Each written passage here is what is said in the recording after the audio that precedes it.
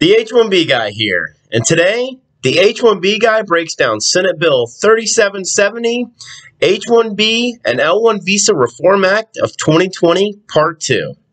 But before we get started, I'd like to ask you, if you haven't already, to please subscribe to the H-1B Guy channel here on YouTube.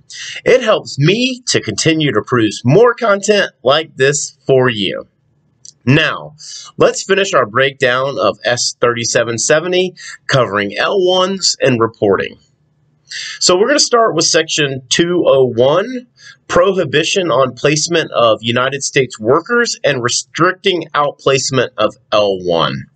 So this section covers a lot, but let's just remember that the intent of S3770 is to amend existing law. Here, we see language similar to Section 101 that we covered last week, but this time, the language in Section 201 relates to L1 visas. Based on this section and the several following it, there appears to be a consistent reference to the L1 being issued in 12-month increments. I may be wrong in that assumption, but that's how the language reads to me. The section continues the restriction of third-party placements for L1 visas, and I will say that in my 16 years of recruiting, I only came across one L1B that was working on a third-party end client in the traditional staffing sense. The restrictions around outplacements are just too tight for those on L1 status to be considered a viable third-party consulting option. If the employer is looking to place an L1 on a third-party site, a waiver now would be required, similar to the proposed amendments in the H-1B reform from S3770 we discussed last week. I will say, though, that outplacements under L1 would still be possible if passed, but that doesn't mean that it's not restrictive. So, again, Section 201 covers outplacements of L1s. Moving on to Section 202. L1 employer petition requirements for employment at new offices. And this section basically covers if an organization is opening a new office, they are allowed to have an intra-company transfer on L1 to open the office, and that the validity period will be for 12 months typically. And so if you look at what the petition requests for L1 visa holders are for coming to the U.S. to open a new office, the evidence that the petitioning employer would have to provide in order to obtain the L1 visa is quite lengthy. Literally, they would have to provide evidence of business plans and extensive financials, including financial statuses of the office and the ability to pay and prove that they've paid prevailing wages. Moving on to Section 203, Cooperation with the Secretary of State. And this basically says that the DHS will work with the Secretary of State to verify a company's ability to request an L1. And I will say it's really good to see that another government agency is looking to share information with DHS. I guess it isn't that hard to believe that government agencies operate and function in silos. So for me and my take on this, good to see more collaboration being proposed, this time involving the L1. Section 204, Investigation and Disposition of Complaints Against L1 Employers. So what's interesting about this is that if S3770 were passed, it would give DHS full authority to audit and investigate any employer that has L1s working on their staff. Not that that already isn't possible, but this would give DHS full authority. Subsections AA, BB, and CC are identical to the language we see proposed in Section 111 for the H-1Bs.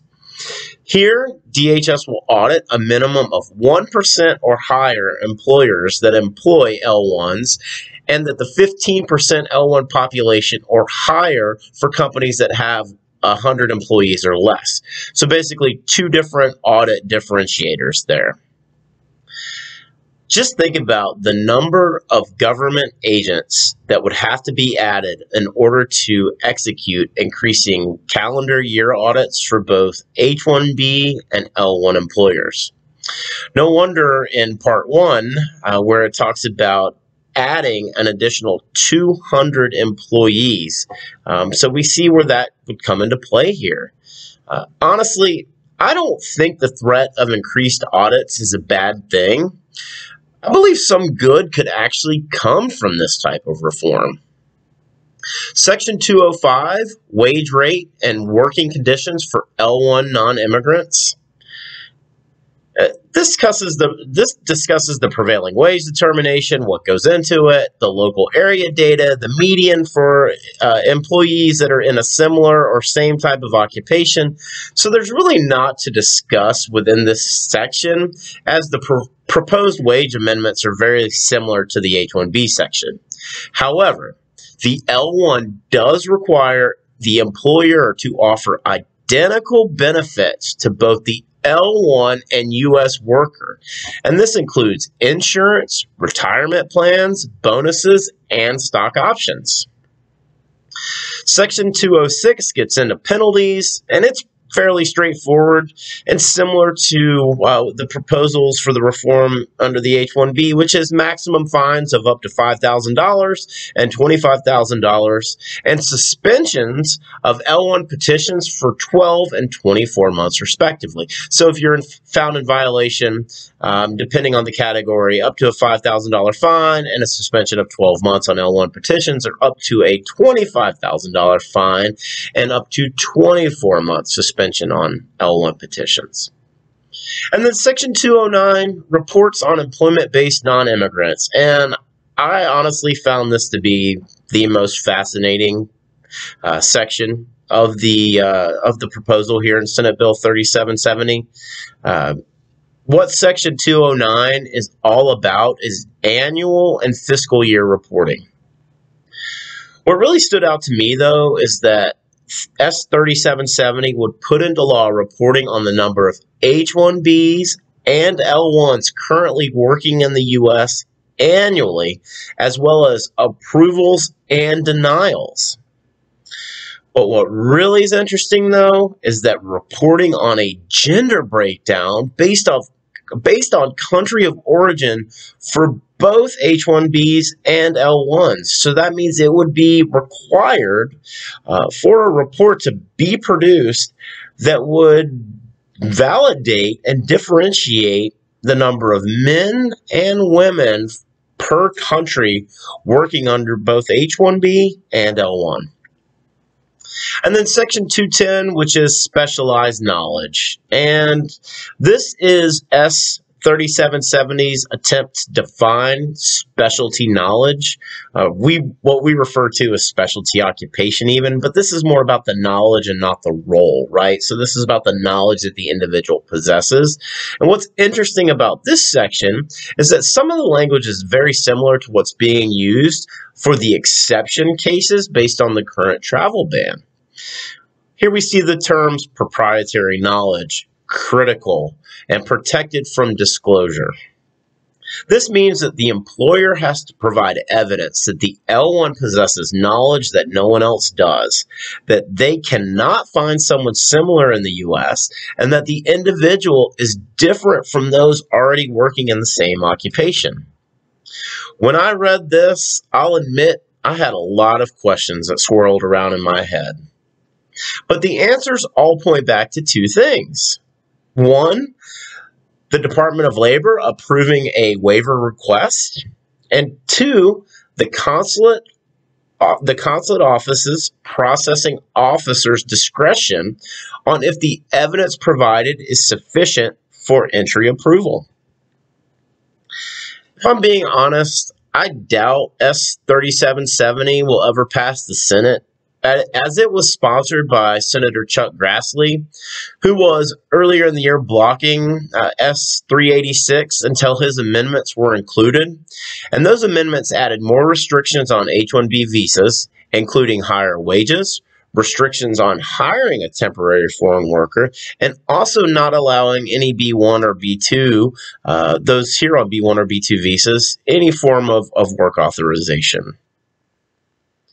I don't think that this is the latest of the H-1B reform debates that we'll see hit the Senate floor in the next 12 months. But I guess that really isn't going out on much of a limb either, considering the likelihood of S-386 will most likely be read again sometime on the Senate floor after September 8th. So for the full post on Part 2 of Senate Bill 3770, H-1B and L-1 Visa Reform Act of 2020, check out the h1bguy.com. And I also wanted to remind you that tomorrow, set your calendars for 8 p.m. Eastern, 5 p.m. Pacific, as Rational Woman at Ration Woman will join me for another round of the H1B Guy Live Stamp It Out Q&A. And I also wanted to ask if you'd like to help support the H1B Guy platform by making a contribution of any amount via Venmo, Cash App, or PayPal. I'll put the details in the description if you're interested in supporting our cause here. I'd like to just ask you again, if you haven't already, to please subscribe to the H1B Guy channel here on YouTube. Please like this video, and please click the bell for notifications. If you've made it this far, I just want to thank you so much for taking time to watch my content. Your support truly means a lot to me. The H1B Guy, your global source for all things H1B.